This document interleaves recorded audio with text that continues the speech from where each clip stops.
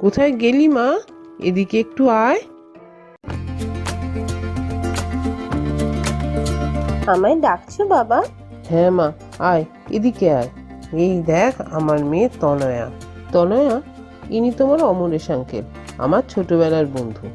আর উনি হলেন তোমার আঙ্কেলের ছেলে প্রতীক। আচ্ছা বন্ধু, তোর কাছে আমি একটা জিনিস চাইবো, আমায় দিবি? হ্যাঁ বল না। তোর মেয়েকে আমার খুব ভালো লেগেছে। তোর মেয়েকে আমার পুত্রবধূ করে নিয়ে যেতে চাই। এ তো খুব আনন্দের কথা। এখানে অমত থাকার কি আছে?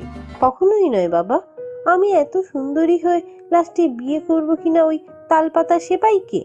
তনয়া, তুমি এইভাবে কথা বলতে পারো না। তুমি ওনাদের এইভাবে অপমান করতে পারো না। বাবা, আমি তো কোনো মিথ্যে কথা বলিনি। সত্যি কথা বলতে অসুবিধা কি আছে? আমি এরকম তালপাতা সেপাইকে বিয়ে করব না, ব্যাস। তোমার সৌন্দর্য নিয়ে খুব